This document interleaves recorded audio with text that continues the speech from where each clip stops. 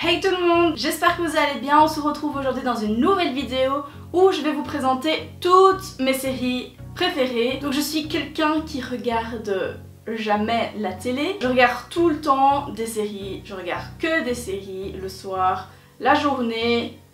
Je passe ma vie à ça. Non, je rigole. Je ne suis pas non plus une accro, mais vraiment genre accro, celle qui regarde genre 2 séries en une journée. Non, ça je ne suis quand même pas. Mais voilà, je regarde plus que ça, plus jamais la télé. Et donc dans cette vidéo, je vais vous présenter, je vais essayer de vous présenter des séries qui ne sont pas très connues, genre pas Game of Thrones, Walking Dead et consorts, tout ce genre de séries. Donc je vais essayer de faire un peu dans l'original, même si je sais qu'il y en aura qui seront connus, dont je vais vous présenter. Et voilà, je crois que c'est tout, donc c'est parti, let's go! Donc la première série dont j'aimerais vous parler, c'est la série Westworld. C'est une série que je trouve dont on parle pas assez et elle est vraiment génialissime. Donc je vais essayer de vous l'expliquer parce que ça va pas être gagné du tout d'expliquer des synopsis de séries, ça va être très compliqué pour moi. Mais on va y arriver. Donc en gros, Westworld c'est un parc d'attractions futuriste recréant l'Ouest américain. Et là-dedans en fait il y a des...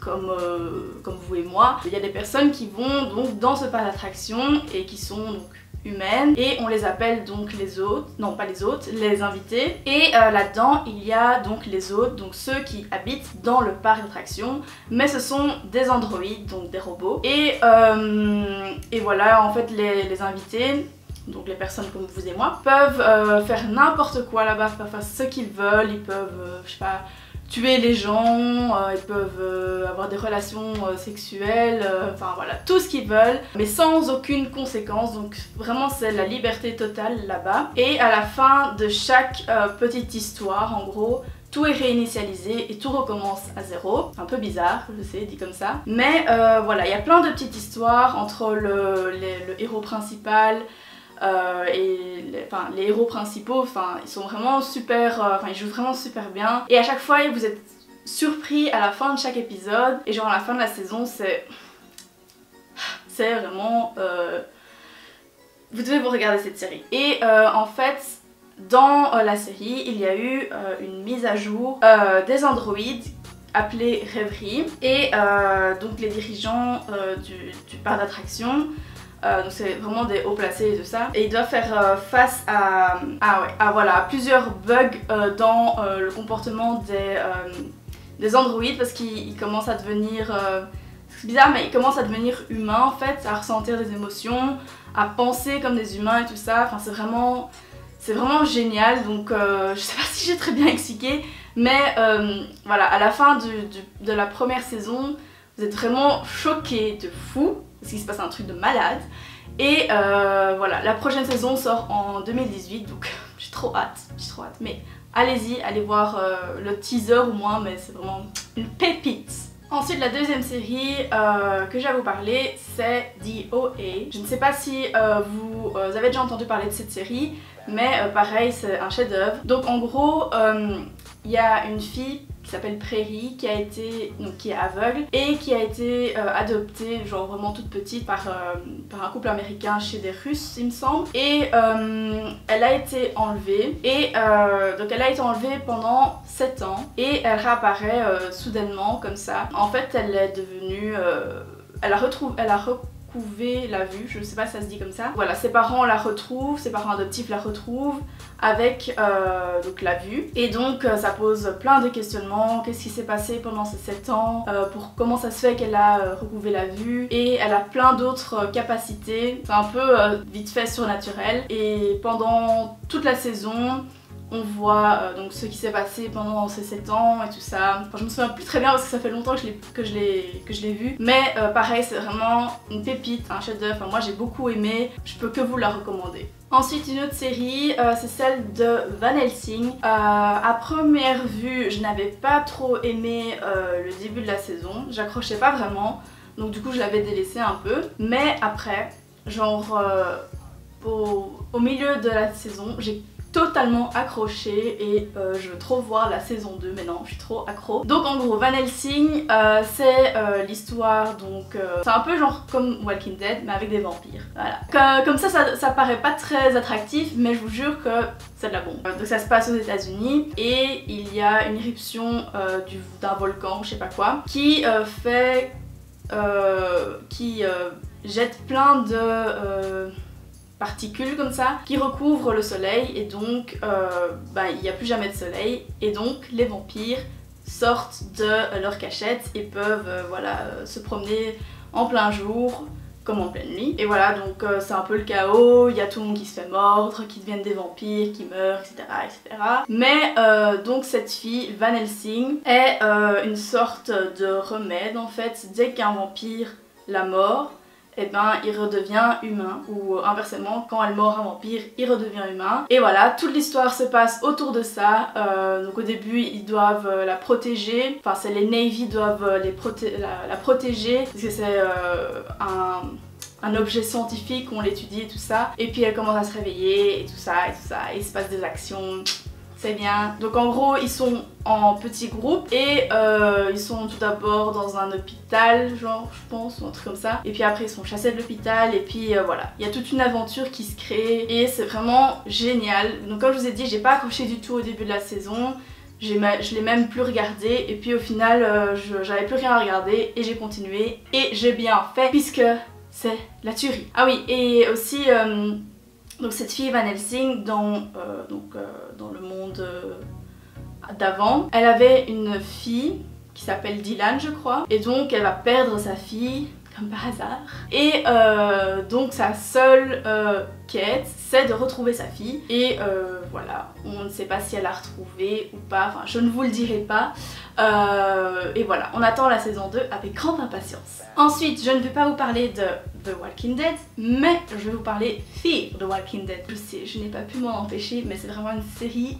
génialissime. C'est limite, je sais que je vais vous trahir comme ça mais c'est limite mieux que Walking Dead. Franchement c'est génial, c'est génial. Donc en gros c'est le début, ce qui se passe avant Walking Dead, donc avant la fin du monde, l'apocalypse avec les zombies et tout ça. Donc il y a une femme, je sais même plus comment ça s'appelle, ça y est, je ne sais plus. Il y a une femme avec ses deux enfants et son compagnon. Donc au début le fils, putain je sais même plus comment il s'appelle. Donc bref, le fils était un gros drogué de la vie, il était accro et tout ça et c'est lui, je pense que c'est lui qui a découvert le premier zombie, je ne sais plus. Puis il y a l'apocalypse qui arrive, il voyage d'un territoire à l'autre, il se passe plein d'histoires. Et genre la femme qui au début était une grosse victime, elle devient en mode warrior, girl power et tout ça. C'est limite mieux que Walking Dead, les personnages sont hyper attachants. Franchement je les adore tous, dès qu'il y en avait un qui meurt, je la oh non. Donc je vous la conseille vraiment, vraiment vraiment vraiment. Si vous n'avez pas envie de vous taper les 8 saisons de Walking Dead, regardez Fear the Walking Dead parce que franchement ça en vaut vraiment la peine. Ensuite une autre série dont je voudrais vous parler c'est celle de Big Little Lies. À mon avis celle-là est un peu plus connue mais elle en vaut toujours la peine, c'est aussi un chef-d'œuvre. Donc en gros c'est l'histoire de 3 femmes, Madeleine, Jane et Céleste. Céleste et Madeleine sont genre hyper huppées, hyper aisées et tout ça alors que Jane est un peu moins. Et donc Jane en fait est une mère célibataire, est une mère célibataire qui est venue s'installer dans le même coin qu'elle et qui a aussi un petit garçon comme les deux autres, elles ont aussi 2 petits enfants. Donc ensuite Céleste est une femme qui est très douce, qui paraît très fragile et tout ça et après donc ces 3 femmes deviennent méga potes.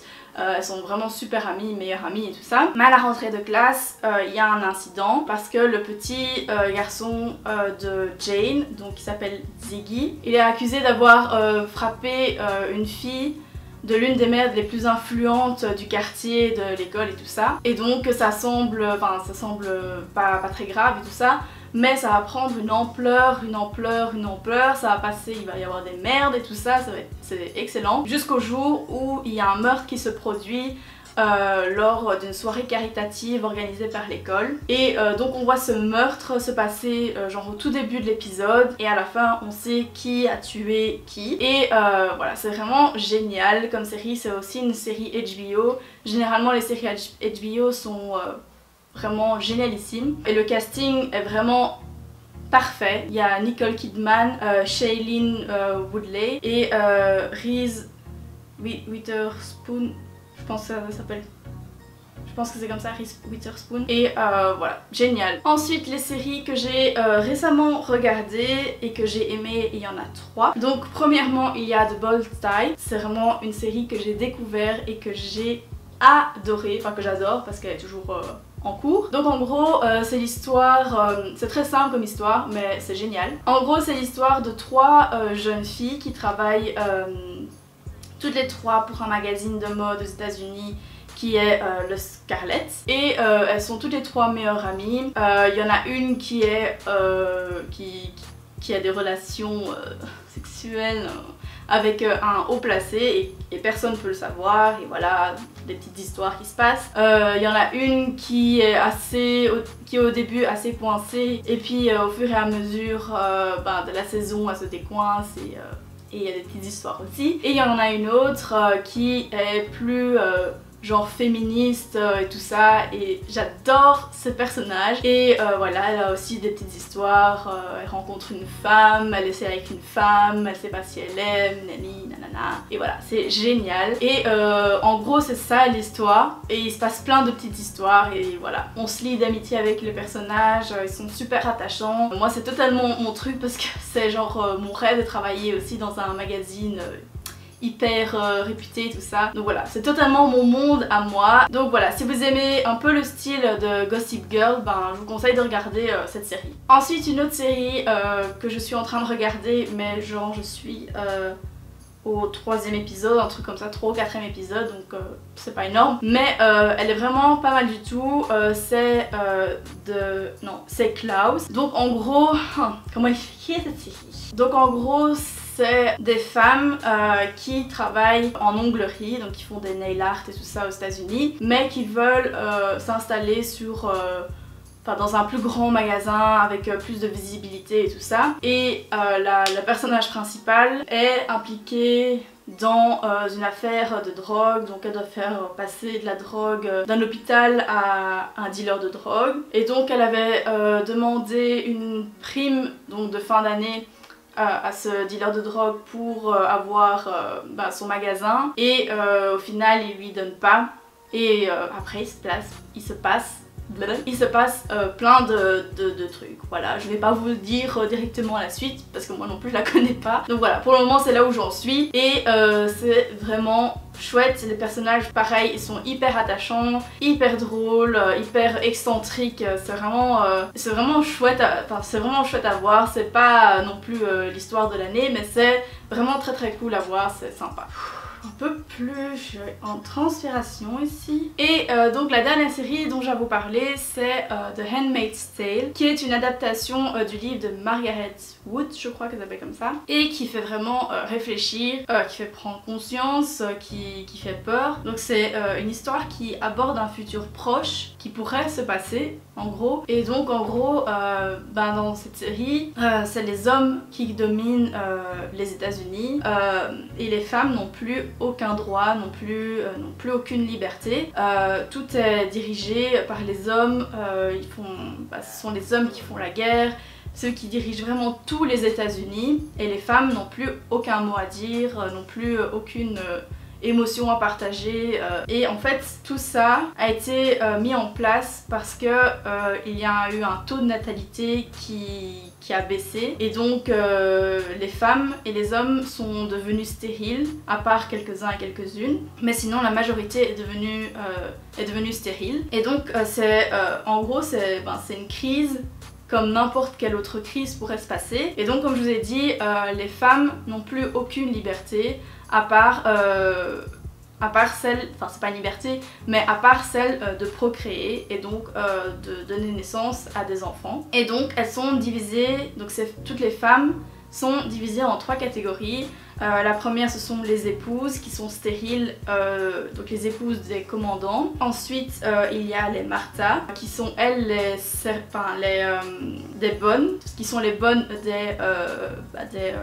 des épouses. Et ensuite il y a les servantes qui elles sont qui ont pour rôle de seulement procréer et de donner vie à des enfants, c'est tout. Et donc ces servantes, ce sont les seules qui ne sont pas stériles, et donc elles sont placées chez les épouses des différents commandants, et une fois par mois, donc pendant la période de l'ovulation, ben, elles sont violées en fait par le commandant, et puis elles restent le temps de donner naissance à l'enfant. Et pendant la naissance de l'enfant, c'est assez spécial, enfin c'est vraiment bizarre à voir, donc ça je vous l'explique pas, je vous laisserai regarder. Et après, une fois qu'elles ont donné naissance à l'enfant, elles changent de maison avec une épouse différente et un commandant différent, et ainsi de suite. Et donc au fur et à mesure, d'abord au début on se demande comment ça se fait qu'on est arrivé à une société pareille, comment ça se fait qu'on en est arrivé là, et on le sait pas en fait directement, puisqu'il y a beaucoup de flashbacks à notre époque en gros, de comment se passait la vie, et